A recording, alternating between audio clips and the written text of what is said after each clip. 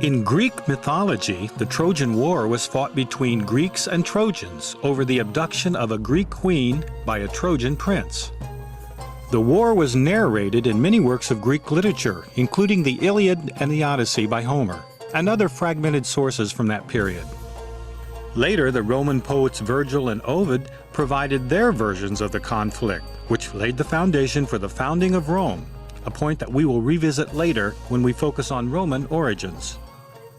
As a mythological account, the conflict was attributed to a quarrel between the goddesses Athena, Hera, and Aphrodite, who asked the Trojan prince Paris to resolve the question of which was more beautiful. Paris chose Aphrodite, who then caused beautiful Helen, wife of the Greek king Menelaus, to fall in love with Paris. Paris took Helen and some of Menelaus's treasure to Troy, precipitating a war between Greeks and Trojans. The war persisted for 10 years, with terrible losses on each side. The city of Troy finally fell when the Trojans were tricked into accepting the gift of a wooden horse, the Trojan horse, which concealed Greek soldiers who opened the formidable gates to the Greek army.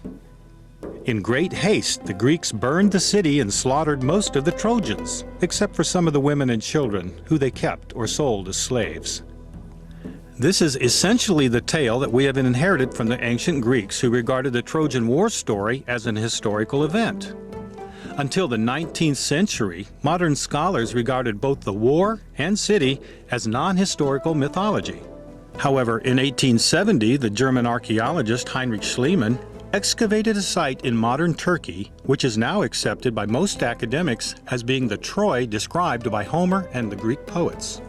But the archaeological evidence cannot definitely address the historical reality behind the Trojan War stories. Did Helen really exist? If so, was she a willing participant in an elopement with her lover Paris? Or was it a brutal abduction as portrayed in many paintings by artists throughout the centuries? Was there really a Trojan horse that allowed the Greeks to slip past the daunting fortifications of the city? Did the renowned Greek warrior Achilles really defeat the Trojan hero Hector in battle and drag his corpse behind his chariot? Did the seemingly invulnerable Achilles actually die from a wound to his heel? These are the kinds of questions that bring the story to life, but cannot be answered by an archaeologist's trowel. Some scholars believe that there is a historical core to the tale, though this may simply mean that the Homeric stories are a fusion of various accounts of sieges and expeditions by Greeks during the 12th and 11th centuries BC. Curiously, the Edgar Cayce readings provide support for both the traditional account of the Greek poets and modern critical scholarship. The readings extend the tale with numerous characters and situational details. Details that explain the motivation of the characters from a soul perspective, and at times are at variance with a traditional interpretation of the events. In the dozens of readings given for individuals who were said to have past lives during the Trojan War, Cayce consistently emphasized the reality of the story as more than just myth or legend. He often used the term Trojan Wars in portraying the struggle as an ongoing conflict, which was not restricted to the city itself, but extended out into the Mediterranean as far as modern Italy. Cayce stated that the siege of the city of Troy, as described in Homer's Iliad, was triggered by the abduction of Helen, and that the motive of the Trojans was coldly calculated to instigate a war with its long-standing rival. Thus, the transfer of Helen from Greece to Troy was based on a military and political agenda, rather than simply a love affair that got out of hand.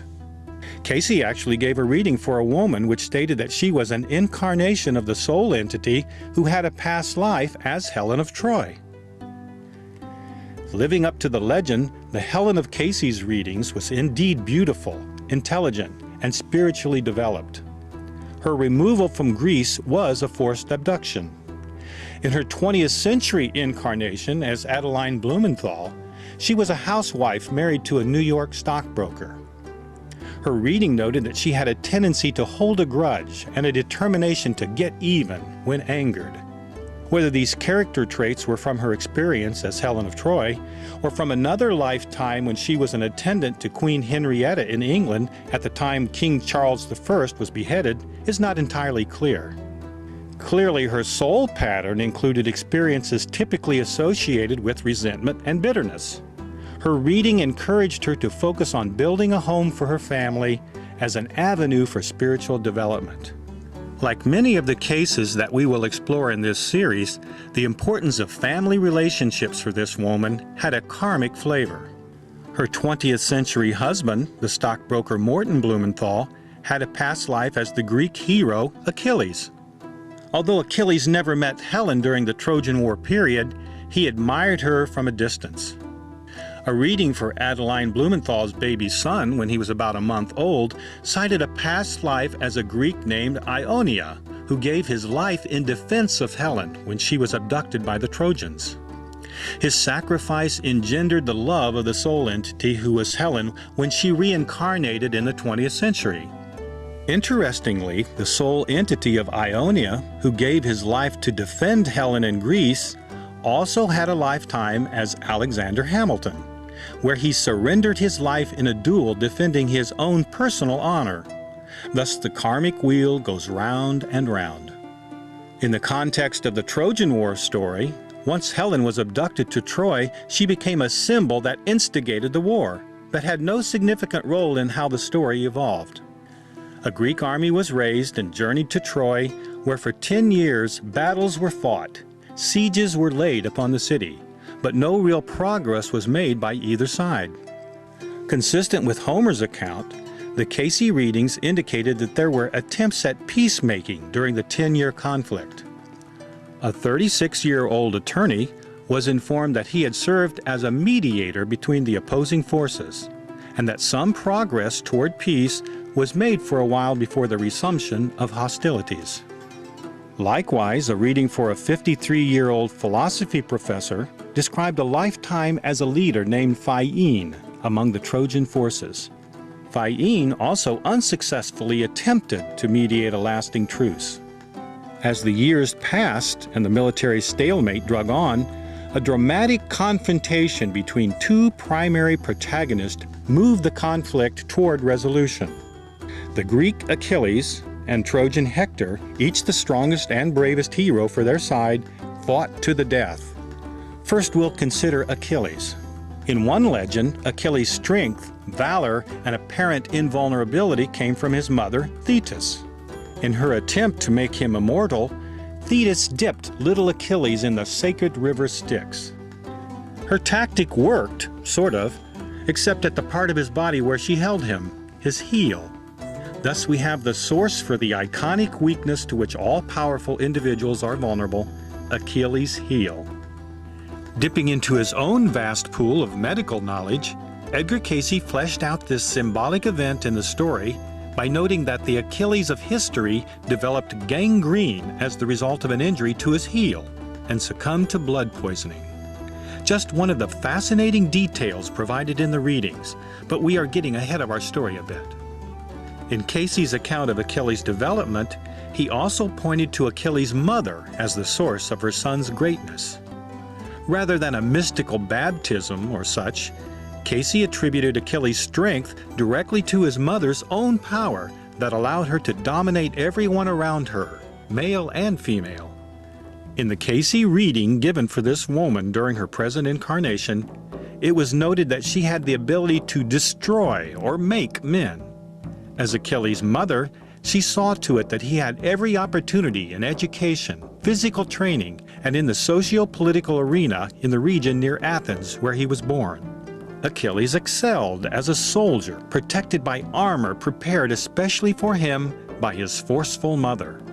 In her 20th century life, she was employed by Morton Blumenthal as a saleswoman, so mother and son were reunited, this time apparently with the son in the position of higher power. But as Blumenthal observed, she sort of backed me to the wall. She has the personality that rules, is as a mighty queen of old, and men and women all seek her favor. Incidentally, her reading cited a past life as Joan of Arc in medieval France, another powerful woman who had a notable historical influence. With regard to Achilles' character, tradition attributes to this mighty hero the capacity to enter a rage that, when crossed, exhibited devastating power. But Achilles was a complex individual with conflicting tendencies. Casey's description of Achilles portrayed an outstanding combatant with a capacity for destruction, yet also a warrior with a heart. Whereas Achilles in myth and modern media is sometimes portrayed as motivated primarily by self-glorification and the obsession with immortality through legend, Casey's Achilles was motivated to a large degree by the pursuit of truth. Casey's Achilles fought for the common people who revered him. As the Trojan counterpart to Achilles, Prince Hector was depicted in legend and art as the noble, highly principled, brave, and benevolent Trojan warrior who fought to the death defending his people from the invading Greeks. Edgar Cayce gave a reading for a 33-year-old Ohio businessman named Arthur Lammers, who was said to be the reincarnation of the mythic Hector. Contrary to the legend, Cayce's readings portrayed Hector as cruel and despised by many of his own people, who called him the one without heart. Cayce described Hector as a usurper and tyrant. The gripping confrontation between Achilles and Hector has been graphically portrayed in art and media throughout the ages. After a brutal battle, Achilles killed Hector and drug his lifeless body behind his chariot around the walls of Troy in a barbaric victory lap of self-glorification that demoralized his enemies.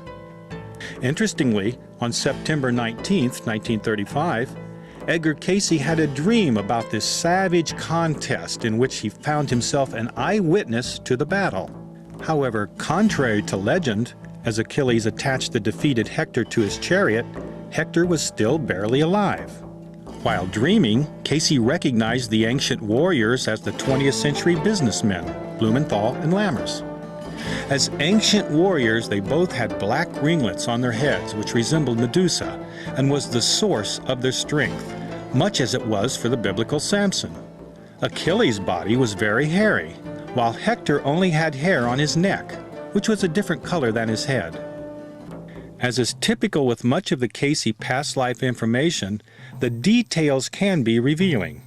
In traditional accounts of Achilles' victory laps, he is generally depicted as driving a one-man chariot.